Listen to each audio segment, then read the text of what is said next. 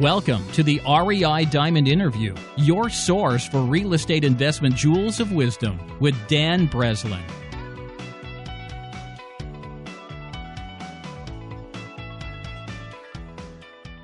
Welcome to the REI Diamonds Show with Larry Steinhouse on buying houses with no money or credit, and also how to utilize an agent to find solid real estate investment deals. I'm Dan Breslin, host of the REI Diamond Show, and each week I invite another high-caliber performer to share their unique experience as it relates to real estate investing. This week's guest is Larry Steinhouse. Larry started real estate investing at the age of 18 years old, bought his first property, a two-family house, with nothing more than the desire to buy it.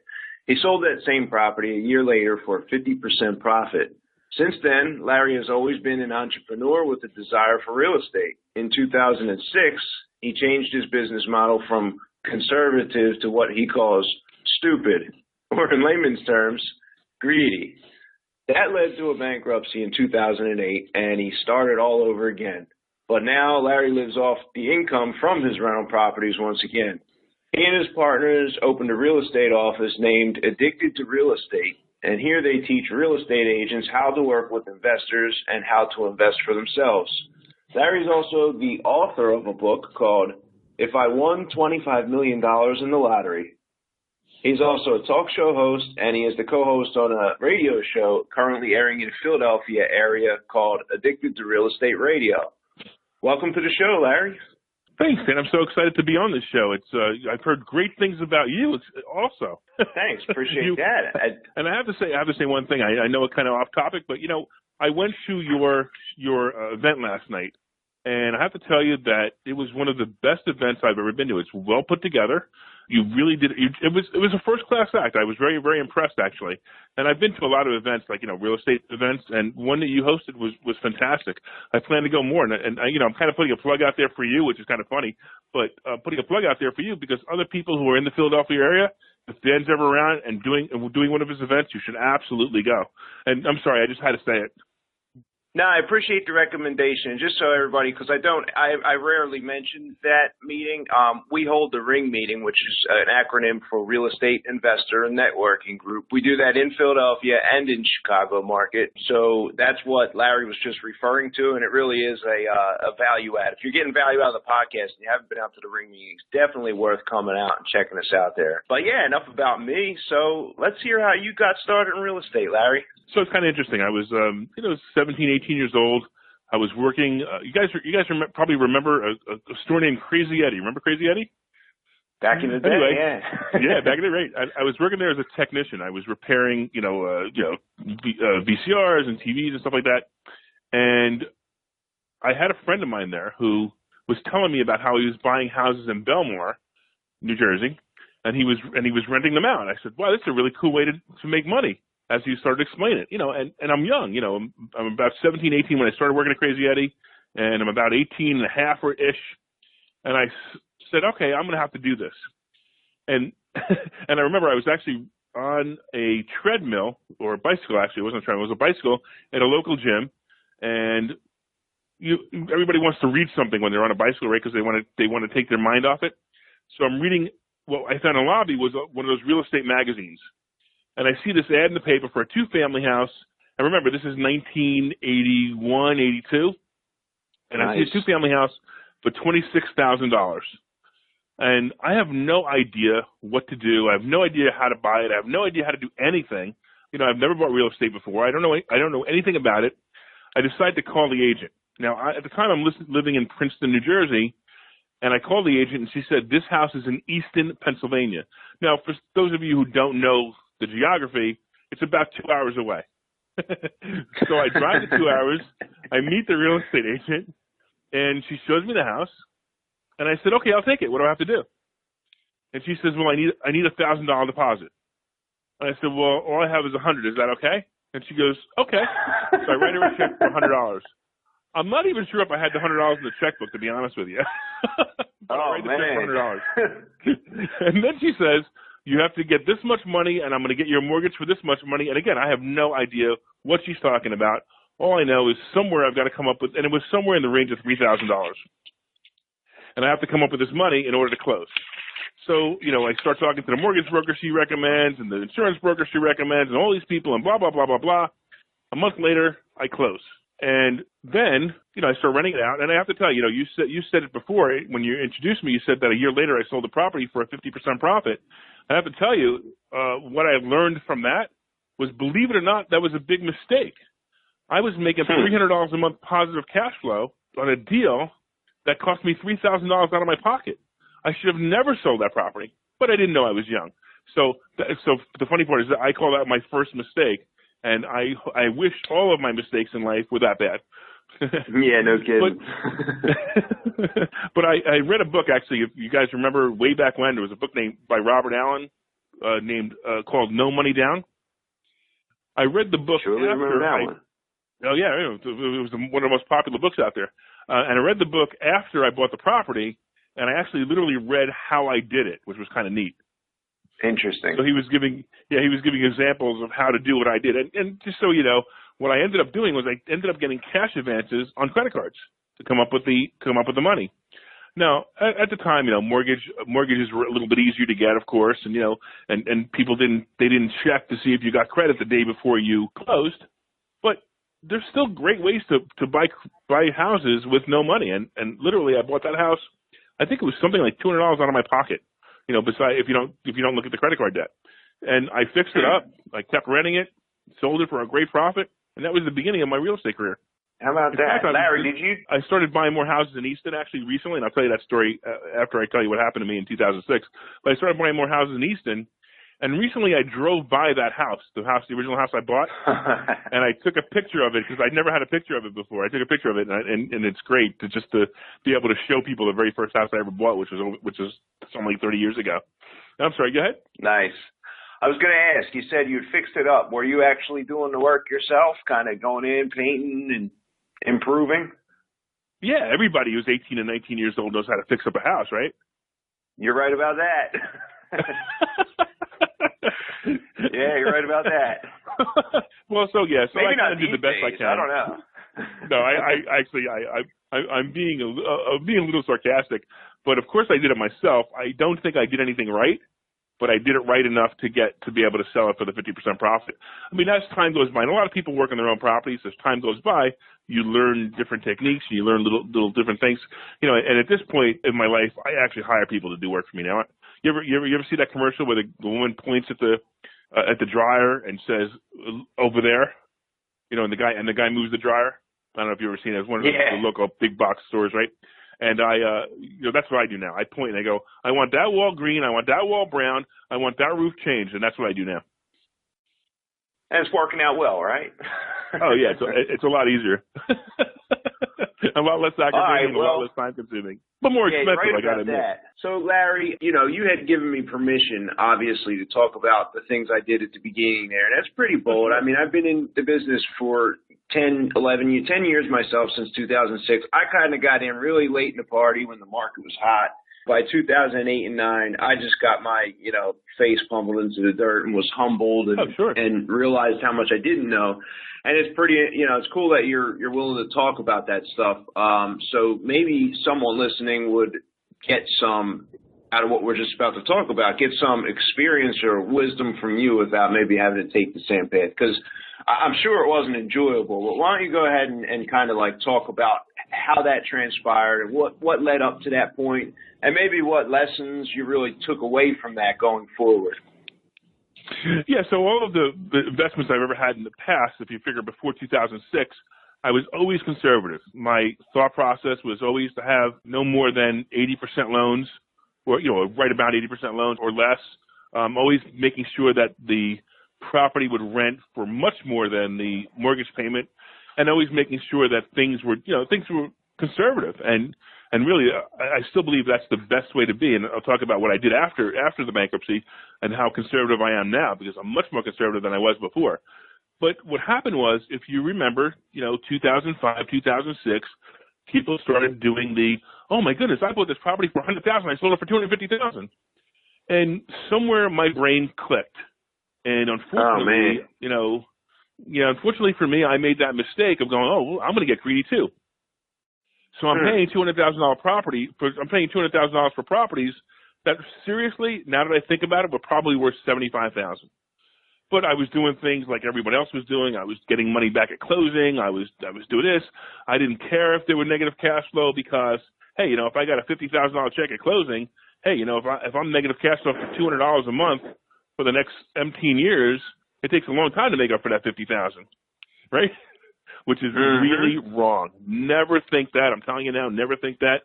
I have literally one negative, right now I have literally one negative cash flow deal. That's $14 a month negative cash flow. And the only reason I do that is because it was a subject to deal, and the loan is so old that every payment I make gives me $250 principal payment. So I'm paying $14 and I'm getting $250 back every month. That's the only reason I do that negative cash flow deal. And on that deal, I've got about $40,000 equity on a loan that I owe about $80,000 on. So you can understand that even in my negative $14 cash flow, I'm very conservative everywhere else with it. And I'm sorry, I went off the topic, but I want you to understand how conservative I am now. And of course, I made mistakes, and it was what it was. I mean, I had owed somewhere near $3.2 million on the properties that I had at the time. And the properties, when they were appraised originally, were worth somewhere near $3.6 million. And literally, it felt like the next day they were worth $1 million. And when all was said and done, the banks finally sold those properties, and I don't even think they got $250,000 for all the properties. That's how bad it was. And I made a business decision. A lot of people, whether you're a Trump fan or not, that Donald Trump, had 4 companies go bankrupt. And I made a business decision. I said, the only way to get out of this hole is to go bankrupt. So I made that decision and literally walked into the bankruptcy attorney's office, and I said, listen, I need to go bankrupt. And he's used to the people who put too much money on their credit cards and buy, furniture or cars or whatever. And the first thing he asked me was, what's your credit score? I said, 720. And he goes, why would you possibly want to go bankrupt with a 720 credit score? And then I showed him the numbers. And he goes, oh, now I get it. I mean, there was one point where I was paying $28,000 a month in mortgages, and my income was somewhere near $14,000 a month because I had, oh, wow. I had not, I just didn't, I mean, everything was wrong, and I did it all wrong for 2 years. So here you go. So one of the greatest things to talk about, when you have a lot of people who come to your, like we talked about your seminars, they see me, they see you, and they go, I have no money, I have no credit, how am I going to buy houses? So here I am, faced with that, right? I mean, literally, I think 2009, my credit score was 420, and I just declared bankruptcy, which means I have no money, right? So I am in the place where all of these people say, how can I do this if I have no money and I have no credit score? Well, I did it. And the first thing you have to do, obviously, is you have to start to reestablish your credit. And I literally, the next day, walked out of the bankruptcy court, and the next day walked over to a car dealer, and I said, I want to buy that car. And the guy goes, okay. And then he looked at my credit, and I told him the situation. He goes, your interest rate's going to be 24%. And I looked at him, I said, okay. Now, everybody out there listening goes, how could you possibly buy a car at 24% interest? Because I didn't care. It wasn't about the car. It was about rebuilding my credit. So the first thing I'm doing is I'm starting to rebuild my credit with a car loan, because you're not going to get a credit card. You're going to be able to get a car loan, though, believe it or not. And they'll give it to you. They'll just give it to you with a ridiculous rate. Now, obviously, if you can't afford to pay that payment, this is a really bad idea. Now, at the time I could. I had a good enough income where I could afford to pay that payment at 24% interest. And I quickly paid that car off after a year, paid my 24% interest. Literally, the next car I bought was at 8.8% interest. Now, it's now 2016, and I just bought a car, and I was going to buy it cash. And it's hysterical. I bought a BMW convertible, and I was going to buy it cash. And, this is how far I've come, right? But the woman at the car dealership goes, your credit is so good, we can give you 2.9% financing on this car. And I'm thinking, I can't get 2.9% financing on anything. I might as well use that money to buy houses instead of buy the car. So I actually got the car loan, which I didn't even want, because I can get the interest rates so low. So, in just a number of years, you can fix your credit to the point where you can get car loans at that low rate, and also house loans. So that was the first thing I did. Then I started getting credit cards. A lot of things you can do to build your credit. Is one of the things you can do is piggybacking. Are you familiar with that, Dan? Have you ever hear that? No. Why don't you tell me? Because I'm sure a lot of people listening want to know as well. Yeah. That's what I was going to ask. Yeah. So piggybacking is kind of a really neat thing to do. So the first thing you do is you need to be able to establish credit on your credit report, and if you can't get credit, you can't establish credit. So of course I get the car loan. So the first thing I do is I call up my mother and I said, "Hey, Mom, I know your credit's perfect, and I know you have credit cards.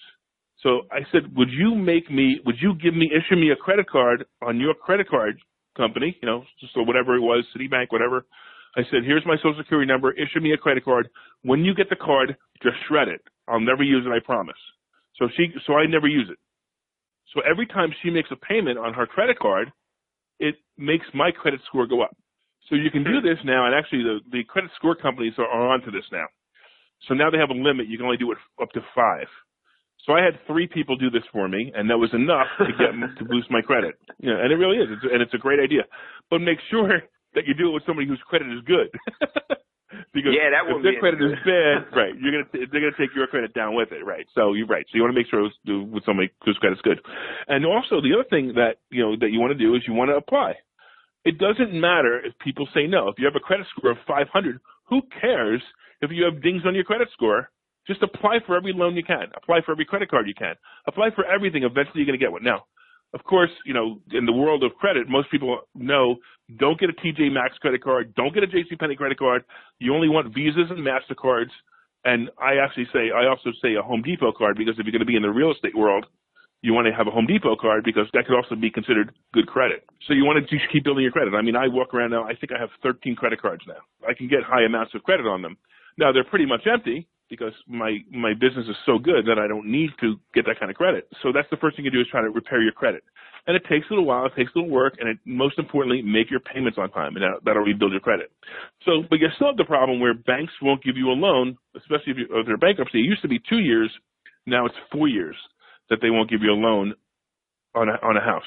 So you have to wait 4 years. But there are other ways to buy houses, and look, we talk about it all the time, using OPM, using other people's money. And here's the one thing that's interesting about when you use other people's money. No one asks you for your credit score. Now, hard money lenders, most of them will, but a personal loan, you go to somebody who has some money in the bank and they're getting really crappy interest rate on their money. And you tell them you're going to give them 8% or 9% or 10%, whatever deal you make, and it's secured by real estate, and it's conservatively, the debt is conservative. In other words, no more than 80%. In most of my cases, they're 60 and 70% is all I borrow at this point. And if it's conservative enough, you're going to be able to easily convince people to lend you money on these. And that's one way to go. Now, you have to understand that the deal has to be good.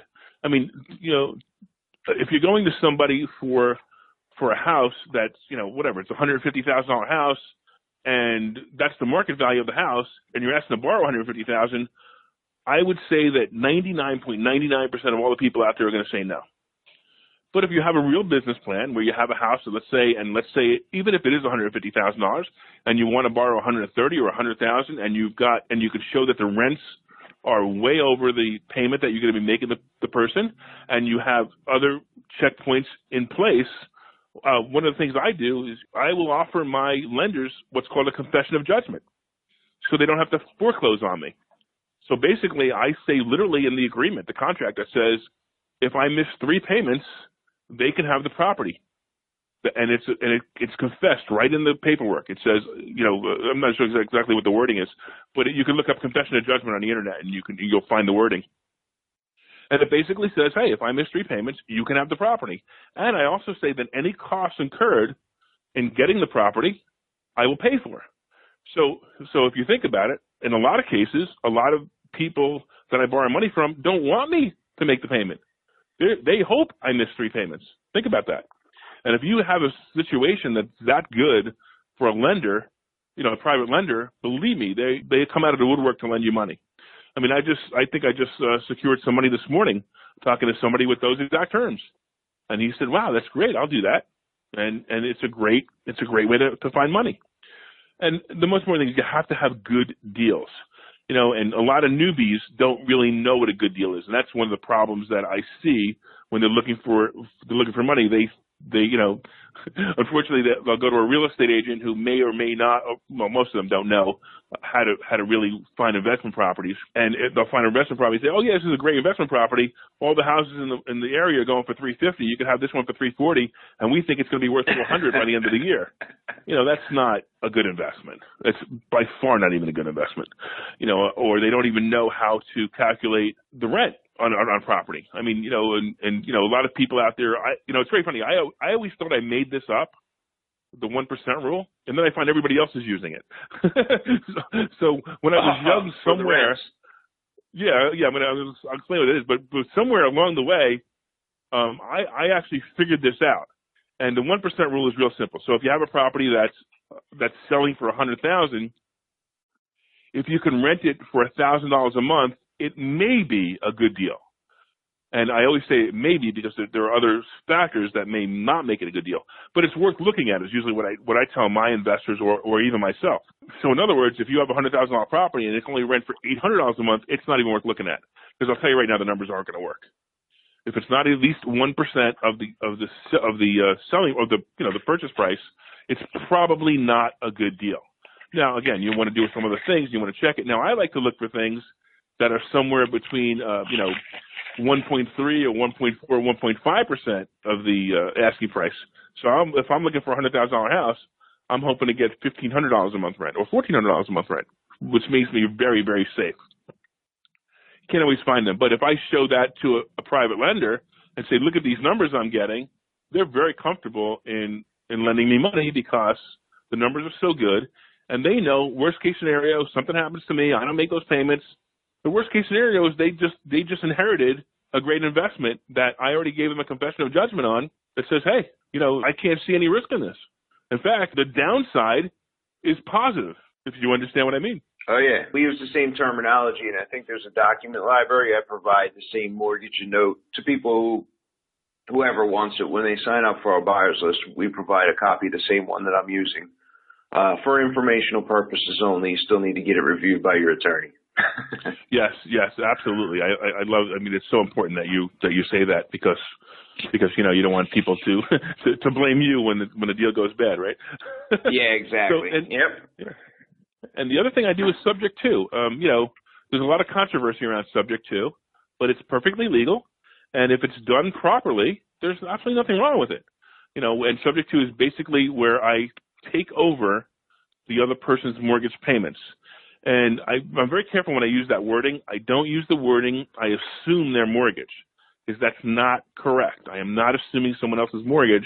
I'm taking over someone else's mortgage payments.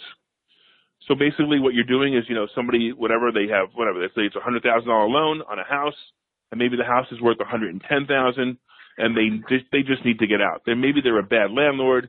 Maybe they hate landlording, or maybe they need to move. Whatever the situation is, that they need to get out of this house, and they may have to come up with money at closing, or they can't sell it, or they've been holding on to it too long. Whatever the situation is, I can get them out by taking over their mortgage payments and taking over the property. So we put the deed in a trust or my name, whatever it is that your listeners would want to do. I don't recommend an LLC, and I don't recommend a name. I recommend a trust, but again, I'm not a lawyer or an attorney. I'm not a lawyer or accountant. You guys can figure out why I do that. And maybe some seminars or talking to other people, but I put it in a trust and I take over the mortgage payments. I also get authorization and a power of attorney from the seller so I can talk to the mortgage company to make sure that everything is done correctly. So basically all I'm doing is I'm taking over the other person's mortgage. And a lot of times, we talked about when I started mentioning before about the $14, a lot of times these loans are old. So some of them are 7 or 8 years old, which is, if you recall, if you look at your mortgage statement, the first couple of years, you're paying mostly interest, very little principal. But as time goes by, you start to pay more and more principal and less interest. So as I said before, I took over a property that it was about an $88,000 or $87,000 mortgage on it. And I'm about $14 negative cash flow on this property with the existing tenant.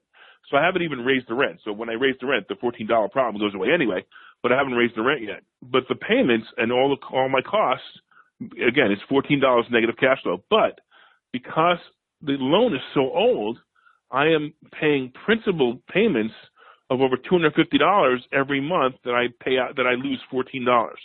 That's an incredible deal for me. That's a long-term wealth building deal. And again, as rents go up, that $14 becomes positive anyway. So subject to is also a great way. Sure. Before we switch any other subject, that's subject to deal, right? Can you dive into your conversation with the seller? I mean, how did that go? What questions does that seller ask? And how do you present this in a way that's palatable to a seller in a situation where this is a great fit? Actually, you know what? I'm going to give you a different story. Yeah, I'm going to give you a different story on a different property because it's a hysterical story.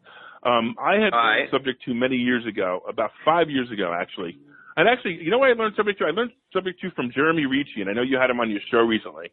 And I went to one of Jeremy, and Jeremy happens to be one of my partners now. But, you know, I had just met Jeremy, and Jeremy was doing a seminar on subject to.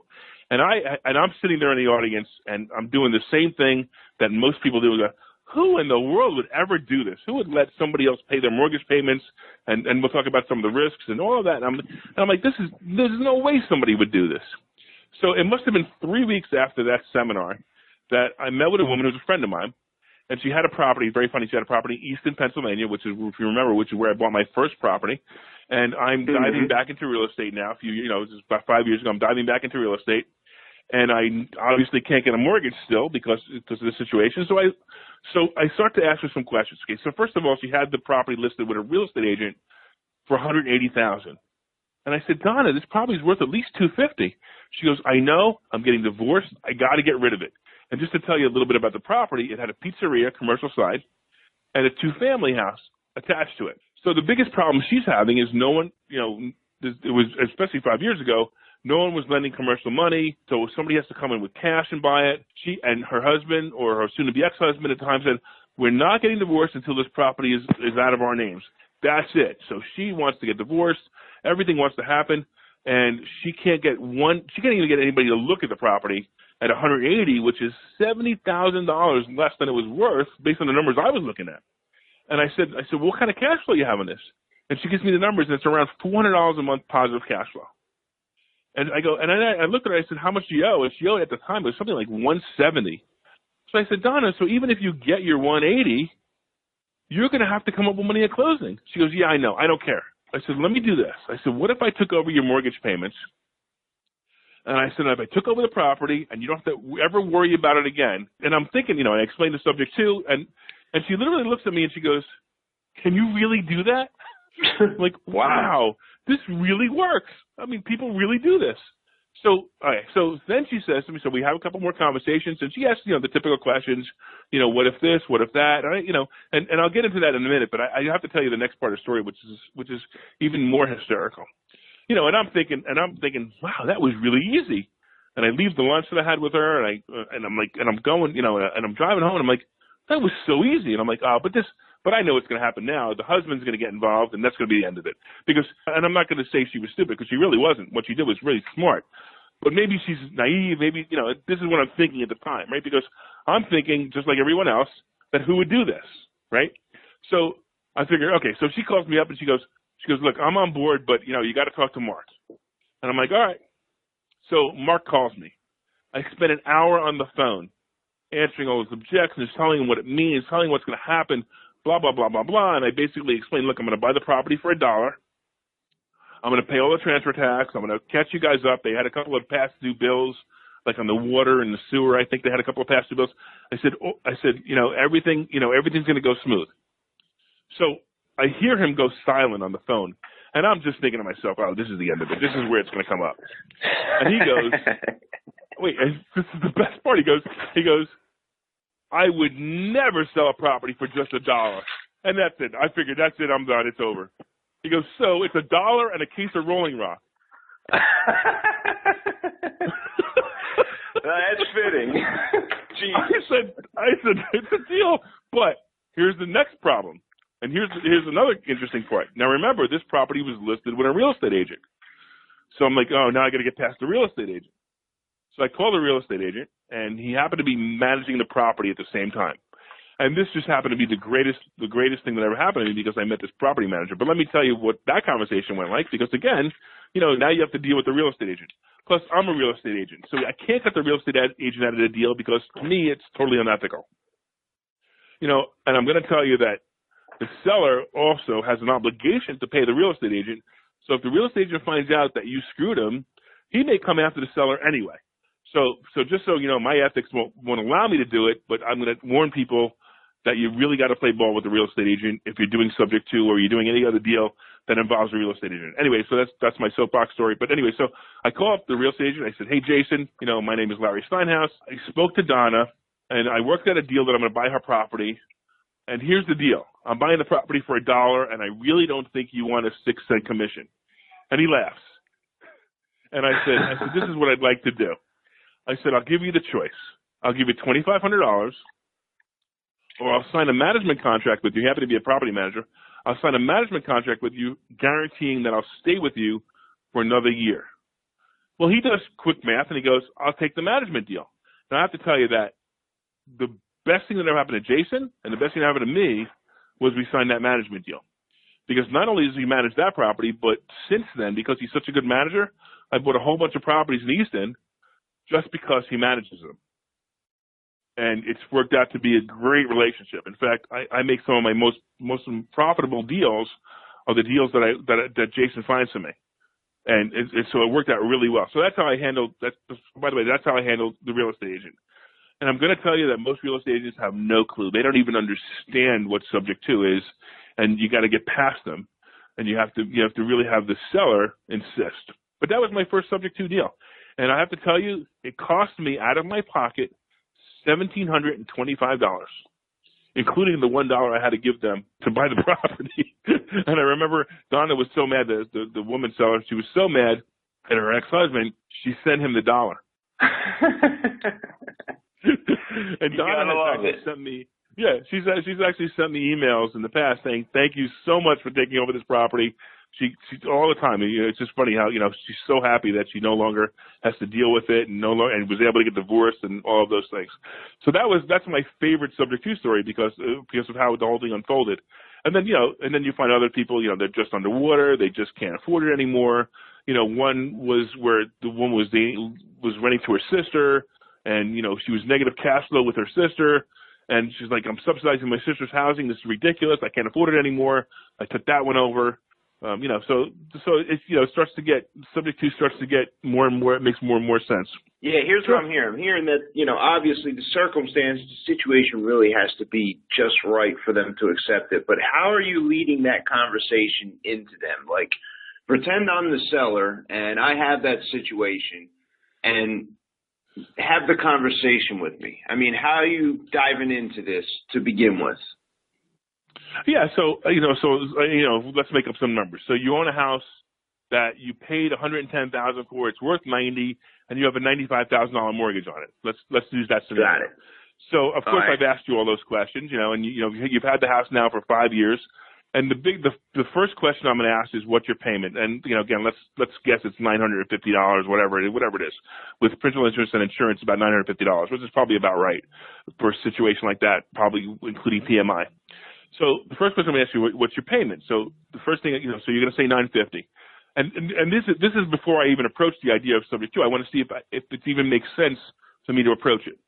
So if I know I can rent that property for more than $950, and really if it's a subject to, I don't even care if it's I typically look for $200 a month or more, but on a subject to, I'm not looking for that. It doesn't have to be that much because even if I took over the property and I only made $50, for example, so if it's $950 and I can rent it for $1,000, and all a lot of people are at this point, listening to this, they're going to go, well, what about this and what about? I said, let's assume that all of that cost me $950 a month, and I'm making a $50 profit on the property because I don't want to get into the maintenance and the this and that. So okay, so if I'm making $50 on the property a month, it doesn't cost me anything to buy the property except for transfer tax. So I say, okay, so I think to myself, okay, I'm going to make $50 a month. So the first thing I'm going to do is I'm going to say, hey, let me ask you a question. Have you been trying to sell this? And they're going to give me the woes about how they've been trying to sell it. And, and again, if we're role playing, we can do that. But you're going to give me the woes about, you're trying to sell it. The real estate agent said it's not worth what it is. You have to come up with $20,000 at closing. And I'm going to ask them, do you have the $20,000? and they're going to pretty much say, no, they don't have it, they don't know what to do. And maybe there was, again, it's so hard to make the scenario, but I'll make the scenario. It was an investment property that they thought they could make money on, and they're losing money. They got to put money into it every month, or whatever it is that their complaint is. I said, look, if I could take over your payment, and I could take over the property, and you never have to look at this property again, would that make sense to you? And typically, right there, they're going to say yes. They don't know the whole deal yet, but they know that it's yes. I said, okay. And then I said, let me explain one of the ways we buy properties, because when I say we, it makes it look better, right? I said we buy properties subject to your mortgage, and what that means is I will take over your mortgage payment, I'll take over the property, and you never have to see it again. And then the questions start to come out, and the typical questions are, well, if the mortgage is still in my name, what does that mean to me? And the first thing I have to explain to people is there's really three pieces that they need to be concerned with. One is the deed, one is the mortgage, and one is the promissory note. Everybody listening to this should know what a deed is. The deed is basically the title to the property. So right now, the property is deeded in the person's name, right? And there's two other pieces that people get confused about. They combine them into one, and they call it a mortgage. Now, a mortgage is not a loan. A mortgage is a promise that the property is being pledged to a loan. Then there's something called a promissory note, which is literally the loan. Now, when people say they're going to get a mortgage, that's actually incorrect, because you don't actually get a mortgage, you actually give a mortgage. A mortgage is a pledge of a property on a loan.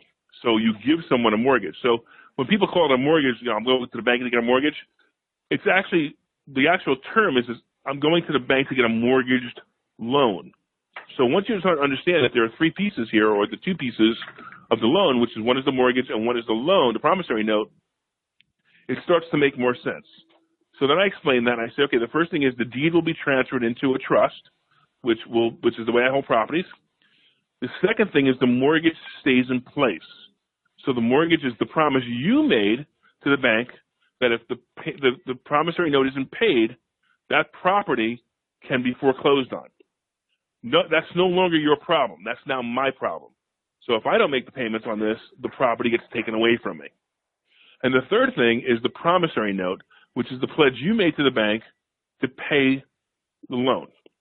Okay, so now there are a couple of things here. Now, assuming they've made these payments on time and they never missed a payment, these are the people who you really have to promise that you're going to make this payment. They have to believe you. Sometimes you're putting money in the deal. Maybe you're repairing the property, or maybe you're giving them some money at closing. And that makes it easier and say, look, I don't want to lose my money, because remember, that mortgage is still in place. I don't want to lose that money. So believe me, I'm going to make this payment. And sometimes it's just like going to a private lender and saying, hey, look, this is what I'm going to lease it for. This is what I'm going to rent it for. This is the payment that I have to make. And you're selling it the same way you would sell to a private investor. But the big thing they have to remember is that loan stays in that person's name. So Donna and Mark's loan, what I talked about earlier, that loan is still in their name. It has never changed. So every month that I make that payment, it's actually good for their credit. The only negative side is if they want to get, and they both own houses now, but if they went to buy maybe another house or another house or another house, eventually that loan is going to block them from buying maybe a fourth or fifth house. Depending on the person, it may even block them from buying the first house. So the prudent thing to do and the right thing to do is to let the people know that, hey, this may be a roadblock for you if you go buy a house, and let me explain how it may be a roadblock. But on the other side, if they haven't been making payments, I'm going to fix their credit, make their credit better, and make it easier for them to buy a house. So you really have to weigh both sides and explain it to them. And look, if you're not looking to buy a house in the next year or two, it doesn't matter anyway. I'm only going to improve your credit. So that's one of the things, because they always ask about their credit. And at the same time, if you go to buy a house, I'll send you a letter explaining that I'm making these payments, and I'll explain the income and blah, blah, blah, and that may help you get your loan anyway, because it shows that somebody else is paying the loan. And it may help. It may or may not help, depending on the bank. But here's the other thing, okay? And the question is always, what if you don't make my payment? And I always say that's a very good question. And I said, and I'll put some checks in to make sure that I'm making the payment. And they could be anywhere, what you agree with the seller, anything from, give me online access to your bank, and I'll make my payments online, and you could see that by the second of the month that I've made that payment, and you can look at it. The other thing I'll do is I'll typically do the same thing. I'll do a 3-month default. If I miss 3 payments, you could have the property back. Now, some of these they want back, some of these they may not want back, right? I mean, you can imagine that the first story I told you, I mean, I've got somewhere near $80,000, $90,000 equity in that property right now. They would love me to miss 3 payments and take that property back at this point because they would sell it for much more money. Plus, it's a better market now, and they'd be able to do it. So I'll put checks in there. Now, maybe you have somebody who's really, really, really uptight and really concerned. Say, okay, I'll tell you what. I'll write you a check, and you write the check to the mortgage company every month. But the only thing is I want to make sure that you're writing that check, so I want online access to make sure that you wrote the check. So there are so many ways to make sure that this is being done for the seller that anything, really, literally, any objection they have, you can overcome. But the most important thing is you have to really be in your heart. You have to make these payments. I call these payments the first payments I make in the month, my subject to payments. They're the most important payments to me because I'm affecting someone else's life. And I think and it's very important. You know, there are some unscrupulous people, and I'm going to be honest with you. I've heard stories and know some people who I really don't associate with anymore, who their business model was convince somebody to go subject to and never make a payment. Oh, absolutely. These people should be in jail, if you ask me. And it bugs me that they're not. So make sure you're dealing with somebody who's up and up. And when you do this, make sure that you're up and up, and make sure that you know that you're going to make that payment, as the first thing you do every month. Because those are so important. In fact, what I have now is I have instructions. If anything happens to me, no one knows where these payments are. I mean, first of all, my properties are in trust, so the ownership is ambiguous to my family, and the payments are ambiguous to my family. So I have charts and instructions for my children that if anything happens to me, that they know instantly to open up this file and make these payments. Because for 2 reasons. One is, first of all, I have somebody else's life at stake, right? Their credit. And secondly, there's a lot of equity in these properties. I don't want them foreclosed on. Yeah, true enough. So I make sure that my family knows where the properties are and who to make the mortgage payments to. So that's subject to, and subject to really does work. And if you ask enough people, they will do it. I mean, you get people I explain it over the phone sometimes, and people will just agree to it over the phone, and I'll go see them. I'll explain all the details, and you want to meet people face to face. Let them know who you are. I typically if it's a subject to deal, I typically take someone to lunch. I explain it to them. I buy the lunch, and I make them feel good about me as their partner in this deal, if you understand what I mean. Yeah, Larry, I think that's a great way of looking at it. Like you just wrapped it all up in that last statement you said there by thinking of that person as though they're your partner. Because in a sense, you have a long-term relationship with this person. You might need to pick up the phone. I know for subject to deals that I have right now, updating insurance documents, and every once in a while I get something from, the mortgage holder in the mail about whatever, changes in the taxes, things of that nature to keep that mortgage and note updated with the bank. One of the things I have a question about, and then we'll shift gears here and talk about, the other topic we definitely want to touch on with the real estate agents. I Sure. want to know, where does the verbiage go? Is that going in the trust document, the agreement of sale, where if I miss 3 payments, you get the property back? Is that like a dissolution clause in the trust? No, I actually put it in the agreement of sale. I don't have the seller see the trust. They never asked me for it. I mean, honestly, I'm not hiding anything in it, but technically they really should have no interest in the trust. What they really need is an agreement of sale that says whatever the terms may be, if it's 3 months or whatever it is, or maybe a separate contract if they require it. I haven't had anybody require it yet. And I have one. But you've offered it? Yeah. Oh, yeah. No, I'll offer it. No, I'll put it in the agreement of sale. But if they want a separate contract, I'll have no problem writing it. I want them to be protected. I mean, I have one that I just did where the guy said, look, I'll do this, but in 2 years you must find other financing or sell the property. And I said, fine. I said, that's fine with me. I have no problem with that. So I agreed that I will only do it for 2 years. And that's a rarity. Usually I'm looking for 5 years or more because I want to be able to hold the property. But in this case, I felt the property had enough value and I can get out of it, or I can refinance it easy enough that I would only hold it for 2 years. Is there a typical deadline? Do you typically have a 5-year, 7-year, 2 years, usually some end date that you agree that you'll refinance, or are there certain ones where, hey, subject to all the way until the end of the loan? Well, I'm trying for that, of course, but this comes up in the objections. Well, how long are you going to hold this property for? And I typically ask, how long would you like me to hold the property for? How long? I might be buying a house in 3 years. I said, well, what if I promised you that I would get out in 3 years? Would that work for you? Or, if I promised you I'd get out in 5 years. I try to negotiate. It's just another negotiation. It's just something else you want to talk to the seller about. I'll tell you, the one I bought with the pizzeria, there is no end date. It's forever. But the interesting part is I have an 8% loan on that, or she had an 8% loan on that, and which is really funny that you have an 8% loan on that property, and all loans are 3 or 4% with banks. So I would love to refinance that property, and I probably will this year. Actually, I'm highly considering it. I'm looking for a commercial lender to refinance it, and I can even pull money out of it, and my payment will be lower. So I will get out voluntarily for them, but some of them you can't. Because there's either not enough equity, or the biggest problem real estate. It cracks me up. The biggest problem real estate investors or full-time real estate investors have, like me, is we have no W-2 income, so banks don't want to touch us. And I'm sure you have the same problem. This is what even my credit score is in the 7s already. I have no problem, but when a bank says, well, how much income do you make? And I said, do you want to know how much income I make, or do you want to know how much W-2 income I make? Because there's a big difference between the two. And all they want to see is the W-2 income, and so it gets me nowhere. So another great way to partner up with people, if you're a real estate investor, is partner up with people who have W-2 income. And maybe you do a split where you say, hey, you buy the property with your credit and your W-2 income. I'll put down the down payment, and we'll buy the property together. So that's just another way to buy properties without being able to get money from a bank in your name. You're getting it from somebody else's name, but you're getting it without your own credit.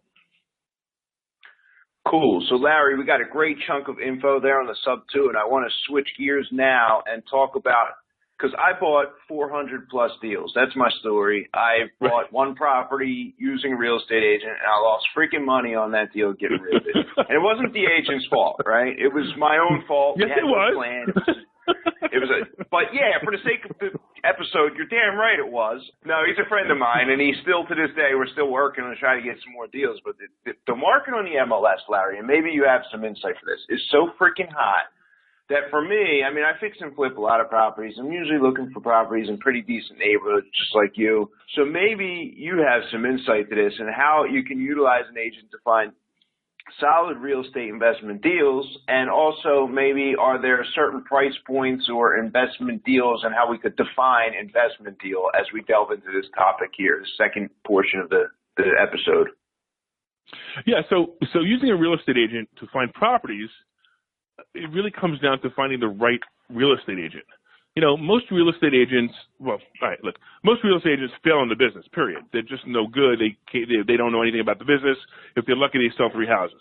But even a good real estate agent, he may not be, or she may not be, a real estate agent for investors. It takes a very different mindset to be a real estate agent for investors. What happens is, and I've been, just to give you a little bit of my background, I've been a broker for about 13 years. I've been a real estate agent, 16, whatever it is, I don't even know anymore. I train real estate agents. We have a real estate agency, and our real estate agency specializes in investment properties. And the reason I want to bring that up is because most real estate agents, you go to the big box real estate stores, and they're mostly interested in, hey, I want to get the $650,000 or $700,000 listing, and I make all this money when I sell that house. Well, the problem with that, with real estate agents, the mindset is that real estate agent will only sell or buy or help them buy one property every 7 years. And I'd rather sell to one person 7 properties a year for $100,000, make the same commission, but I know next year they're going to buy 7 more properties from me. So that's what the difference is. Now, the other problem you're going to have is, if you have properties for example, $30,000 or $50,000, the real estate agents who are any good don't want to show them because they can't make any money on them.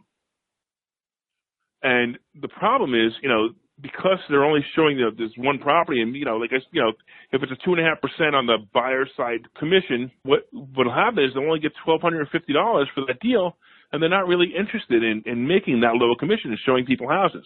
So you have to find real estate agents who not only have your best interest in mind, understand investing, and also understand that you're not going to show 10 or 15 houses to somebody. You're going to do the math before you even show the house. Most of the deals as a real estate agent, when I'm helping other people buy houses, most of my deals are negotiated before we even see the house. So I know the house is this much money. I looked at the 1% rule. I looked at all the other numbers, and I said, you know what? This is a really good house to buy. Let's go look at it. And then when we look at it, we just make the decision, yes or no. It's not really, I'm looking at it for this or that. Maybe I should buy this one, maybe I should buy that one, which you do with end user houses. These people already know that they're going to make money on the house. So really, you have to find a real estate agent who understands investments. They should be someone who's investing themselves, and they should be someone who says to you, who you say to them, hey, if I'm not buying this one, why aren't you buying it? Or if you're showing it to me, why aren't you buying it? That's my favorite question when one of my clients says, why aren't you buying it? And most of the time my answer is because I showed it to you first. And until you say no, I'm not going to think about buying it. And that's when you know you've got a real estate agent who really can help with investment properties. And the MLS, I got to tell you, the MLS is actually a good way to find properties. Again, your real estate agent, if you have a real estate license, you have access to the MLS. And I encourage real estate investors to get a real estate license. In fact, I'll just real quickly mention, if anybody's in the Pennsylvania area and they want to contact me, I'll even pay for their license to get their license. But if you search in the MLS for properties, you can find some really good deals in the MLS. I mean, you ever watch those shows on HGTV? Oh, yeah.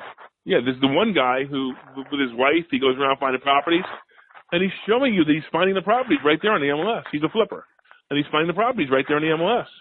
So if he's finding properties in the MLS, why can't I find properties in the MLS? In fact, I made 11 offers on properties 2 weeks ago, and I tell you, I don't shotgun. There's like all kinds of noise back there. I don't shotgun properties. So when I'm making 11 offers, they're legitimate offers. And 6 of them were on the MLS. So it's fair to say, Larry, that it's not just the $30,000 and $50,000 properties. Like in my mind, I'm thinking the only thing is REO properties in the in the lower dollar amount, 10, 20, 30, 40, 50 grand that are beat up. So is it realistic to say that there are some, decent flippable houses in, say, the ARV price range in the $200,000, $300,000, $400,000, and even $500,000, $600,000 range that are transacting on the MLS? Because I just completely black it out and ignore it. That's kind of my stance. Yeah, well, I got to be honest. My model is I would never pay $300,000 for a property and try to flip it for $450,000. It's just not my model. My model is my personal model is I want to stay between $50,000 and $150,000. Almost every property I buy is, and I've even bought properties for less than $50,000, but almost every property I buy is in the $50,000 to $150,000. And to me, that's my personal sweet spot. And the reason it's my personal sweet spot is I like renting to people who are lower middle class, people who go to work every day, people who have jobs, and they go to work every day to pay my mortgages. And the reason is those people, they're typically hard workers, they're typically going to work, they're typically responsible. And where you have the $300,000 price range, these aren't people who you're not going to rent to people. You're most likely not going to rent to people who are going to be looking for a $300,000 house and pay you, $3,000 or plus rent to you when they can buy that house for $300,000. Now, a flipper may want to buy a house for $300,000 and flip it for $450,000. Maybe put $50,000 into it and make that profit. I'm not a flipper. I'm a buy and hold guy. I just prefer buy and hold. So my personal model is different. I do see people buying those houses and making money on them. I just don't like the idea, if we hit bad times again, I don't like the idea of buying a house for $300,000 and then even putting, maybe 50, 60 into it and then not being able to sell it. Because my exit strategy has to be sound. And my exit strategy would be to rent it. And I know I'm not going to rent a house for $3,600 if I put, if I bought it for $360 total price, right? That's why I don't like those houses. Now, some people are just, they're experienced flippers. They do it, they go for it.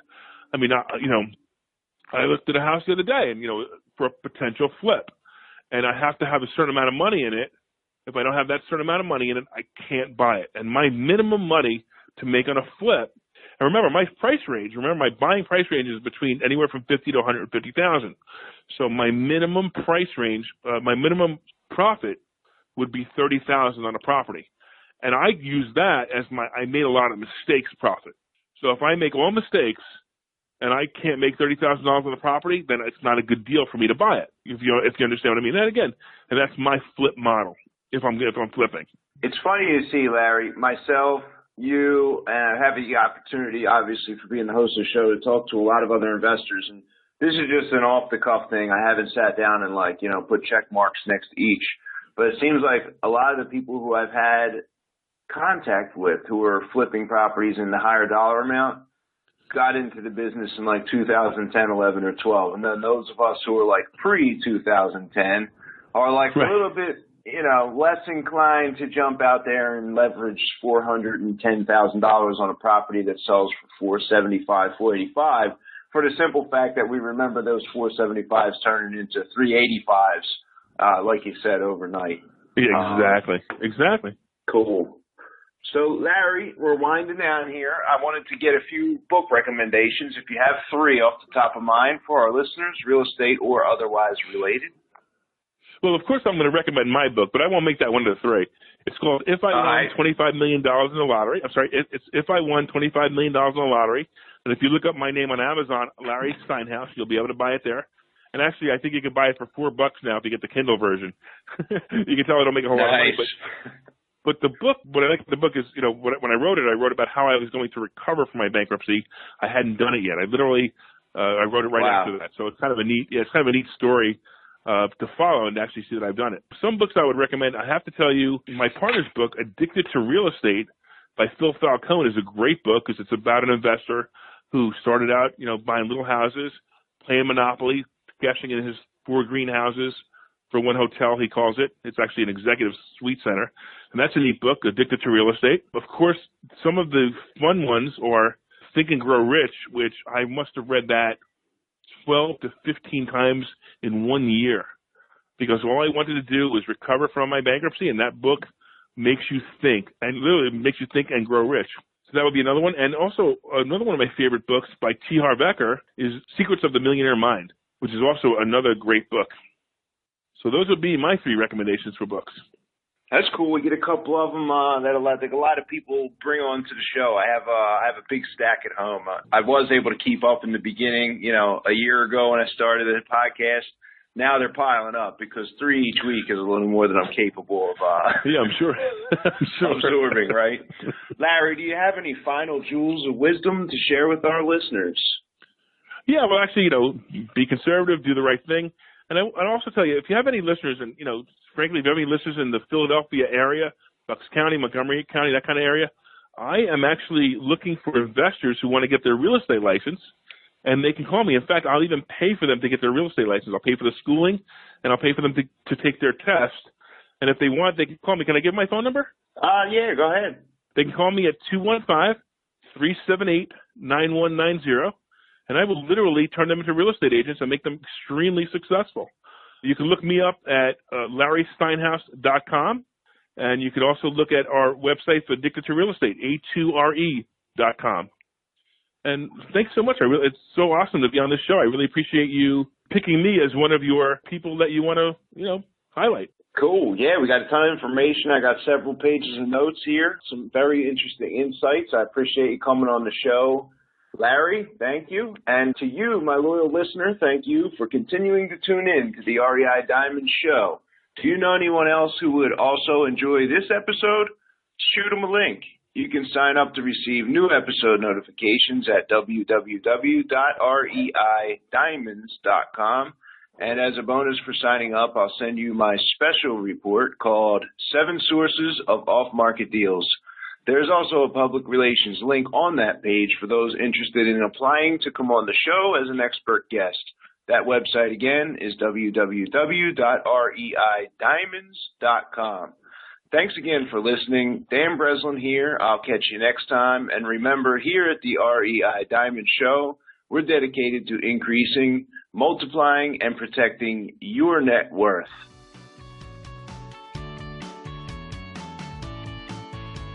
Thanks for listening to the REI Diamond Interview. To receive the REI Diamonds newsletter and interview monthly, sign up now at www.reidiamonds.com.